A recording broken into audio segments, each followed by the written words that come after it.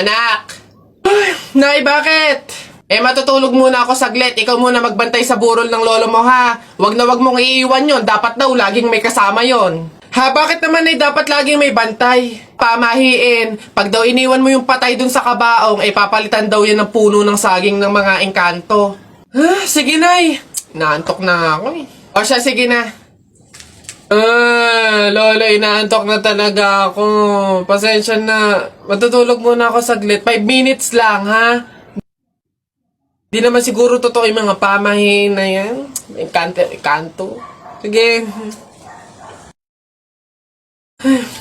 Oh, bakit walang bantay dito sa burol?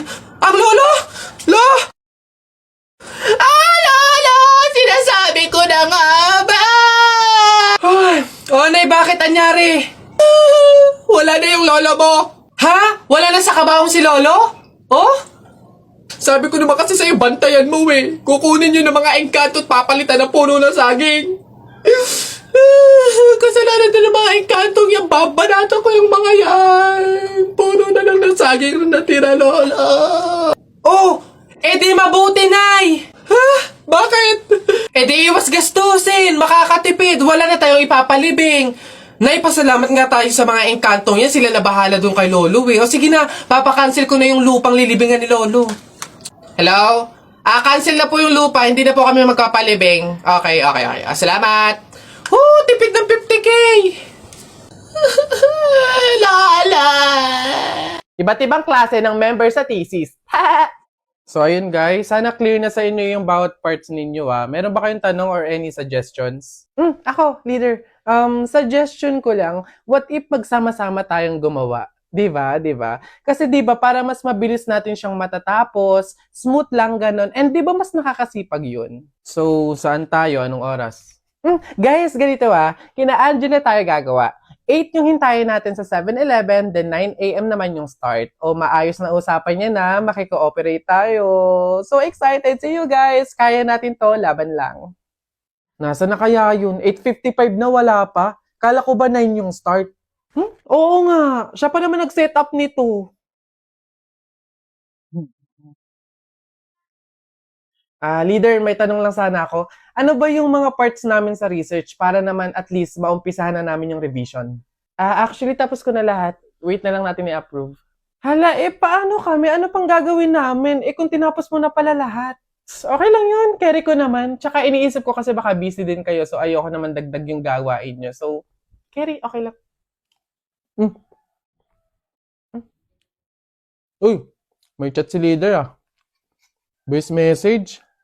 Guys, pasensyahan na lang po sa mga walang tinutulong dyan FYI, individual pa din po yung grade. So good luck na lang sa inyo. Nakakapagod na sa totoo lang. Yun lagi na lang ikaw yung gumagawa. Te, hindi mo kami pinatulong, te. Sinabi mo tinapos mo na lahat. Ngayon magrereklamo ka. Mats din tong leader na to So ayun guys, start na tayo mag-print out ng research natin. Need natin magambagan ng tig 100 pesos. Beb, how much ba lahat ng print? Siguro mga 2 to 300 pesos. Okay lang naman siguro, no? So ako na bahala dito. Para naman mabawasan na yung pag-iisip ninyo. And gets ko naman yung iba na medyo kapo. So ako na to. Ako na din bahala sa food ninyo, sa print out, book bind, and everything. Basta kayo na bahala sa buong papers ng finals. Okay lang naman siguro yun, no? Shucks, guys! Good luck sa defense natin bukas, Kaya natin to. Yes! Good luck sa atin, guys! Let's go! Lo, Saan lumitaw yun? Ay, buhay ka pa pala, be? Halos buong semester ka kasing hindi naggalaw ng baso, Dinaig mo pa yung multo, at least nagpaparamdam. Ikaw halos hindi na. Ikaw buong introduction,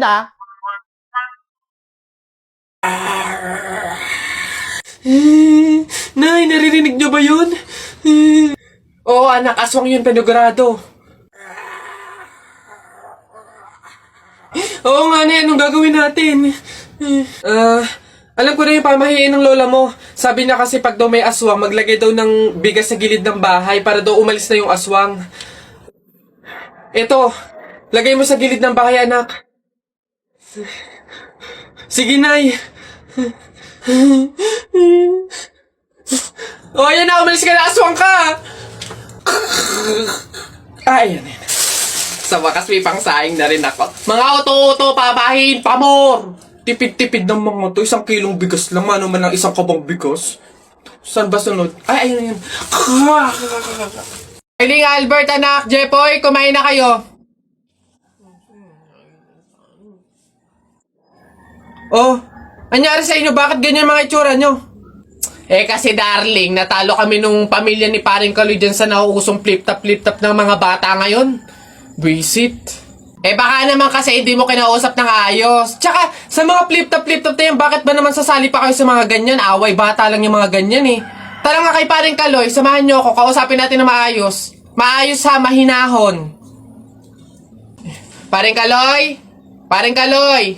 Sino yun? Hoy, Marindelia, napasadya ka, anong meron?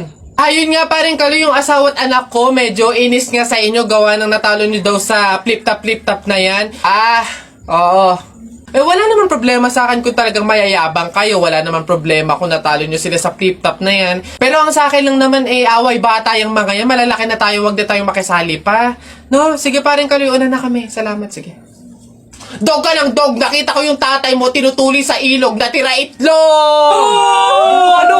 Asawa ko yan, darling. Aba, teka, biglaan to ah. Alam ko trabaho ng tatay mo, tanod. Nakita ko sa ilog, inaanod! Sus, wala yan. Ako si SpongeBob, ikaw si Patrick. Nakita kita kanina tumatay sa plastic. Wala na. Sus, alam ko ulam nyo kagabi pa sis. Hindi. Huwag ka na sumaba. Talo ka na, uwi na kami. Ayoko sa Marawi. Madaming kalapati. Nakita ko nanay mo tumatay. Nakawaki. Pwede ka na, Jepoy, anak. Tara na. Talo. Wala ka, bala ka sa buhay nyo. Ha? Girl, di ba nga nag-review ako ng isang araw? Tapos Hoy girl, anyari sa'yo? Ang pangit ang suot niya, no? Hindi na nga fit sa kanya, hindi pa bagay yung combination ng color. Kala niya maganda siya dun, para naman siyang caterpillar. Hey, Franny! Saan ka sumakay papunta dito? Actually, nag-book lang ako kanina. Alam mo ba kanina, nung...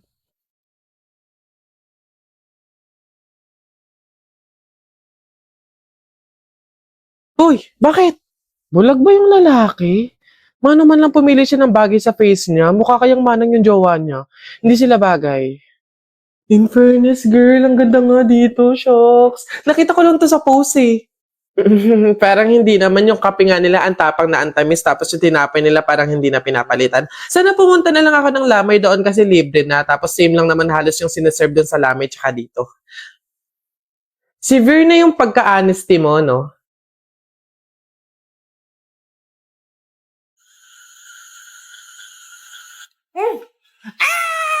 Wala ka ng takbo! Okay naman ng mga to. Horror movie na to. Bata lang matatakot dito eh. Takbo! Kaya ako. Ma! Nagtitisis nga lang kami. Ha? Wait ba, hindi kita marinig? Ha? Yes, ang ingay naman ng mga Ano to. yan? Wait. Uy, huwag kayong maingay, baka marinig tayo. Ayun na! Ayun na!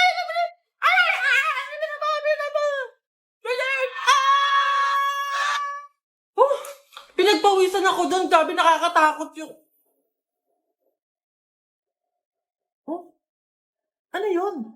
Lo, oo nga, ano yun? Uy! Ano ba kayo? Ako lang to. Nakakagulat naman to si Keisha. Teka. Sino yung nasa likod niya? Ha? Bakit? Ano yun?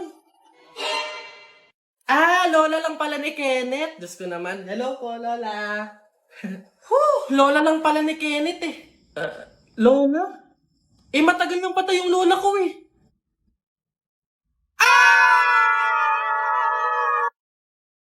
Beb, ang sarap nito, no? True, pati yung price ko.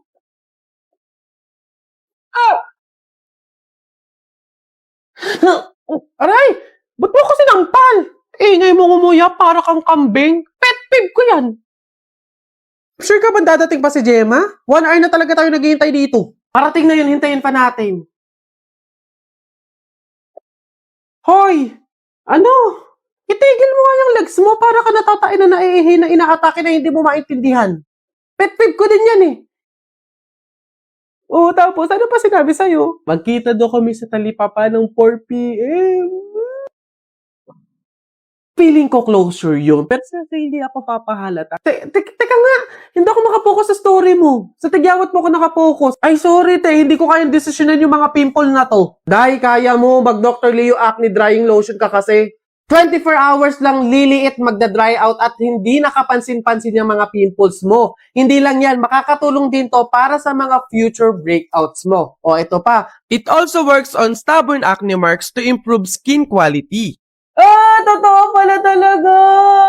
Eto hindi na to character ha. Kapag may mga pimples talaga ako, eto talaga yung ginagamit ko kasi napakabilis lang makapagpatuyo ng mga tigyawat dahilan para gumaling at mawala. Isama na din yung mga acne marks, yung mga dark spots, tanggal talaga lahat yan, dahil promise, maglalagay ako nito sa mga tigyawat ko sa gabi, tas kinabukasan, dry na siya, yung hindi na siya masakit hawakan, then ayun, tuloy-tuloy na siyang mawawala. O siya, babalik na ako sa character ha.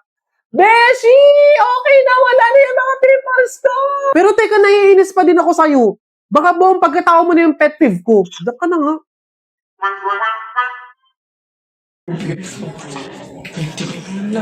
Hoy, Aida, ano daw bang pinamata? Aba, inatake daw sa puso. Condolence Mare. Ayan eh. Hoy, ang lata na nga ng pagkakaluto ng sopas, wala pang rekado. Diyos ko po, tama ka. Kanina nga akala ko, Diyos ang ibibigay. Aba, tubig. Nagtitipid ata.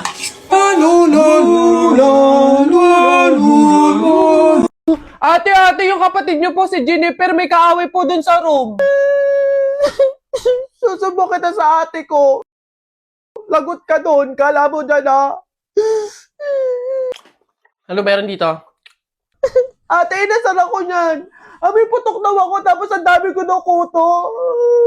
Siya naman po kasi yung nauna eh. Sabi niya wala daw akong nanay tapos Gatorade daw yung tubigan ko. Hoy ikaw, kilalanin mo binabangga mo ah. Hindi mo kami kilala. Umayos ka, sinasabi ko sa'yo. Susubukan na sa nanay ko. Good morning po, Tito. Hello po. Tito si Ken po. Nak, andito yung mga tropa mo sa labas. Ha? Yung mga tropa mo ka ako, andito sa labas, sinusundo ka. Ha? Sabihin nyo ano, tulog, umalis, patay na. Wala na, nasabi ko lang, dito ka. Wala naman sinabing pupunta yung mga yun ah. Shucks. Ken, pasok na kami ah. Wait lang, 5 minutes kasi tatali ko muna yung aso, baka agating kayo, wait lang. Wait. Shucks. Hindi naman nagsabing pupunta eh. Ang pangit eh. Wait lang, wait! Wala man nang pasabi pupunta dito. Ang tagit-tagit na mukha ko. Wait lang!